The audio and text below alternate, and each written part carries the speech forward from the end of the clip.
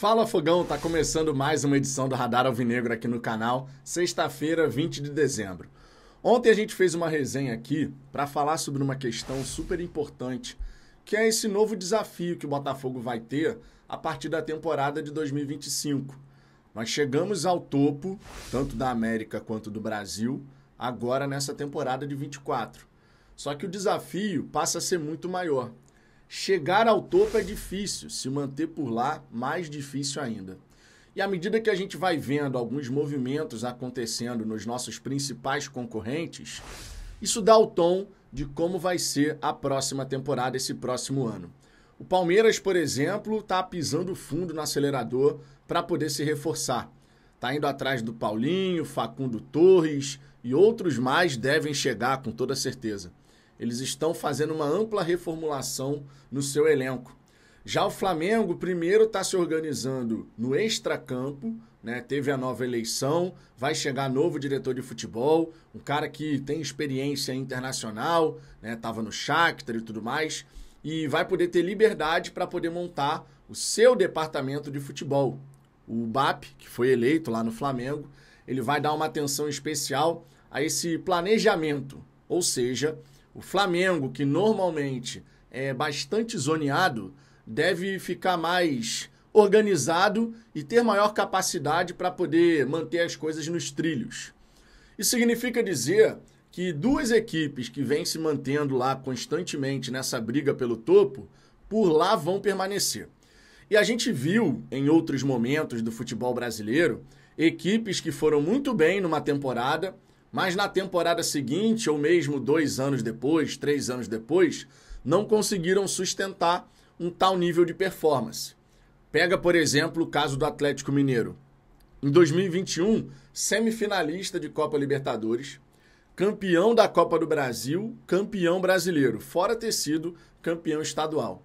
Veio 2022, 2023, 2024 e não conseguiu repetir o mesmo sucesso. Mesmo que nesse ano tenha chegado na final da Copa do Brasil e da Copa Libertadores, mas a verdade é que ninguém sabe muito bem como isso aconteceu, porque o time do Milito, ao longo da temporada, não conseguiu sustentar um certo nível de performance que garantiria ao Galo uma real chance de levantar taças, embora tenha chegado nas decisões. O Fluminense, em 2023, campeão da América. 2024, brigou contra o rebaixamento. O São Paulo, campeão da Copa do Brasil no ano passado, também nessa temporada decepcionou.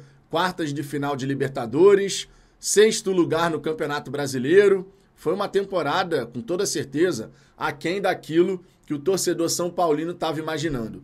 E você tem outros exemplos, né? Equipes que conseguiram vencer numa temporada e depois passaram alguns anos sem conseguir de fato brigar por nada. O Botafogo, claro, não pode ir nessa direção. A gente tem que conseguir sustentar aquele nível de top 3, conforme o Textor vem falando, para que o Botafogo se acostume a brigar pelo topo, né? Chegamos lá, mas queremos por lá permanecer. E aí a gente entra, claro, em tudo isso que vai acontecendo em mercado de transferências. O GE, por exemplo, trouxe uma atualização sobre a situação do Iker Muniain, atleta que jogou sua carreira inteira no Athletic Bilbao, está no São Lourenço, fez 32 anos de idade ontem, nesse dia 19, e segundo a reportagem, diferente do que tinha sido dito anteriormente, é visto como uma reposição ao Thiago Almada. Esse ponto me surpreendeu, porque considerando as peças que a gente está perdendo, você tem a saída do Eduardo que está indo para o Cruzeiro, você tem o Almada que está indo para o Lyon. Inclusive, uma curiosidade, o treinador do Lyon não estava sabendo que o Almada chegaria. Ficou feliz, claro, com essa situação, mas foi pego de surpresa. Realmente ele fala, não sabia que isso ia acontecer, mas dia 5 de janeiro a Almada está partindo rumo à França. Eu imaginava o seguinte, considerando que o Botafogo estava interessado no Bitelo e também agora no Muniain, o que eu pensei? Bom, estamos perdendo um atleta experiente, o Eduardo, que tem lá seus 34 anos, e vai chegar um outro cara experiente também, só que mais novo, 32. Beleza. O Eduardo, um meio atacante, né? Que circula ali por dentro, cai pela esquerda, cai pela direita, né? Transita ali pelo meio de campo. Você tem o Muniain que faz a mesma coisa, com preferência pelo lado esquerdo. Tudo bem, o Almada no Botafogo, com o Arthur Jorge, ele jogou assim todo esse período que ele esteve por aqui. Um cara que tá caindo ali pela esquerda e que vem para dentro. De vez em quando o Almada até aparecia também lá pela direita, mas bem de vez em quando, né? Com a liberdade de movimentação que o Arthur Jorge dava aos seus jogadores. Agora, o Thiago Almada é um atleta jovem, 9 anos a menos do que o Muniain. E o Botafogo também tem interesse, isso já falado até pelo Alessandro Brito, no Bitelo. E o Bitelo faz justamente essa função. Um cara que vai atuar ali mais pela esquerda, mas também tem essa capacidade, até por ser destro, de trazer por dentro. São 2 atletas que o Botafogo tem interesse, que considerando as perdas que a gente está tendo, faria todo sentido. Bitelo pensando na reposição do Almada, Muniain pensando na reposição do Eduardo.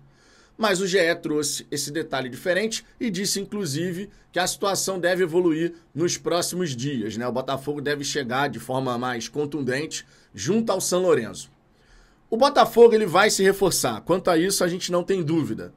E eu acredito também naquilo que o Textor falou, que a gente vai trazer pelo menos 4 grandes reforços, fora os demais que a gente precisa. E olha que o Botafogo precisa de muitas peças. Quando a gente olha, por exemplo, para o nosso gol, você tem o interesse do United e do Tottenham no John. Por hora, só interesse, só especulação, nada de proposta concreta. Aí você teria John, Gatito, Raul. Raul que vai ser o titular no começo do campeonato estadual. Então a gente vai ter a oportunidade de ver o Raul jogando pela primeira vez com a nossa camisa. Na lateral direita, por enquanto, você tem 2 jogadores. Vitinho e Matheus Ponte. O interessante é que você tenha pelo menos 3 opções, né? O interessante é esse. E honestamente eu não sei dizer se no nosso sub-20, no sub-23, teria algum atleta que faria sentido você pensar, subir para o profissional, para que ele possa de vez em quando ter uma oportunidade. Honestamente não sei se tem algum garoto talentoso o suficiente ou com potencial suficiente para isso. Na esquerda acontece a mesma coisa. Você tem o Alex Telles e por hora o Cuiabano. O Cuiabano que também tem notícias dando conta de que podemos receber propostas. Mas até aqui, nada de concreto. Mas o Cuiabano poderia deixar o Botafogo. O Hugo vai para o Vitória. Né? O Vitória tem grande interesse no atleta, a mesma coisa vale para o Lucas Alter. Então ele deve sair de fato do Botafogo e ninguém vai lamentar sinceramente.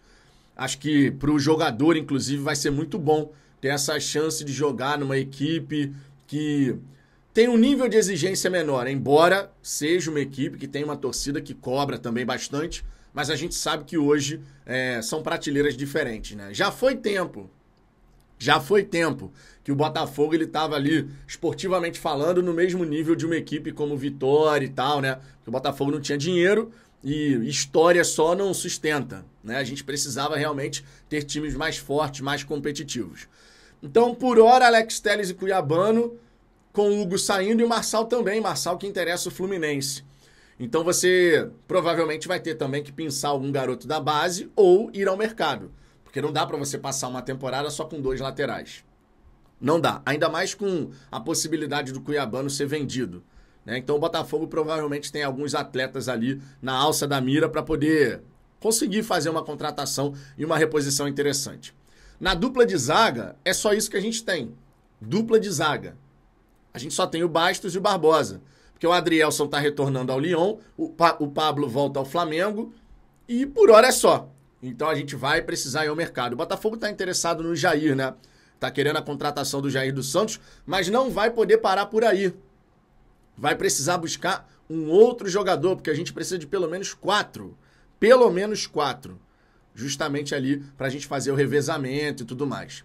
No meio de campo, na volância, você tem Gregory e Marlon. E o Alan, além do Cauê. E o Newton está retornando de empréstimo junto ao Criciúma. Ele que jogou a Série A do Campeonato Brasileiro, teve um bom desempenho e deve receber a oportunidade de seguir, pelo menos por enquanto, no Botafogo. Só que aí entra aquela história. Você está perdendo 2 jogadores mais experientes. o Danilo, que deve ir para o Santos, ou Bahia, ou Fortaleza, e você também está perdendo o Tietê. Contrato se encerrando, o Botafogo não quis renovar, tudo certo. Você só vai ficar com o Cauê e Newton, além do Alan, ou você vai trazer mais alguém? Eu entendo que é interessante você trazer um cara um pouco mais experiente. Até porque, vamos combinar, o Danilo Barbosa era homem de confiança do Arthur Jorge. Você perde um homem de confiança do treinador, né, que era toda hora acionado ali para entrar nas partidas. E você não vai trazer ninguém? Vamos ver, vamos aguardar. Não tem nada concretizado em relação a isso. Na direita, o Luiz Henrique vai permanecer. Não vejo, sinceramente, caso o Arthur Jorge siga com a gente, o Júnior Santos sendo uma alternativa ao Luiz Henrique. Embora ele possa fazer ali. Você está perdendo o Romero também. Então eu imagino que o Botafogo vai ter que buscar alguém para essa função. E é uma posição muito importante.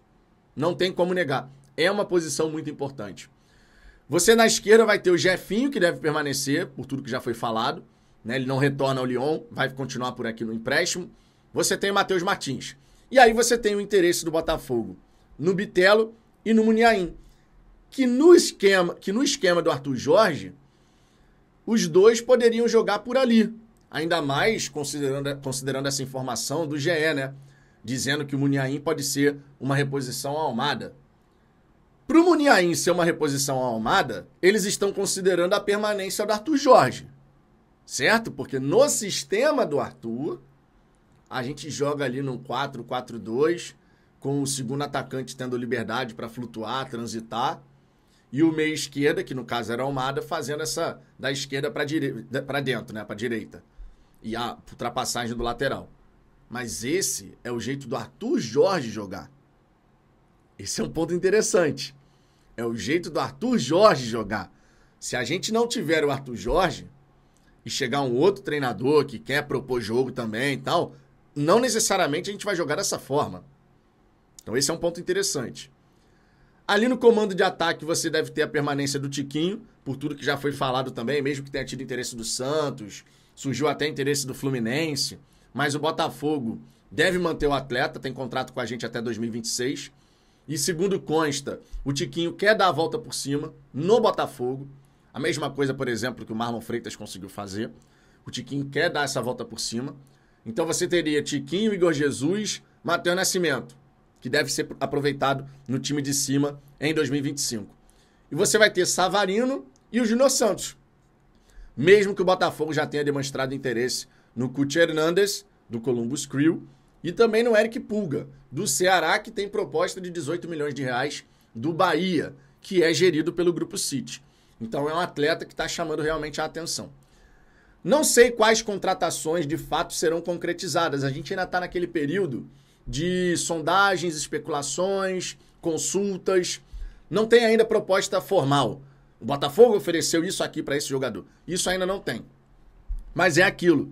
Sabendo o que os nossos concorrentes estão buscando fazer, o Botafogo vai ter que seguir na mesma batida. Se quiser, claro, chegar em 2025 com condições de ganhar novamente a Copa Libertadores, de tentar ganhar novamente o Campeonato Brasileiro, que é muito difícil, todo mundo sabe, fora, claro, a Copa do Mundo de Clubes. Eu acredito em grande investimento por parte do Textor, porque ele já deixou bem claro que ele não quer ver o Botafogo na Copa do Mundo de Clubes sendo só um azarão. Então ele deve fazer investimentos robustos.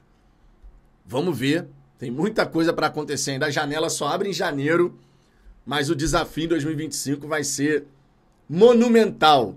E disso a gente entende. Então, que o Botafogo, claro, faça um grande trabalho. Fogão, quem que você acha que vai conseguir manter um nível competitivo mais alto possível em 2025? Eu acredito que a gente vai ter o Botafogo por lá, Palmeiras e Flamengo como de costume. Será que vai surgir algum outro pretendente a conquistas em 2025?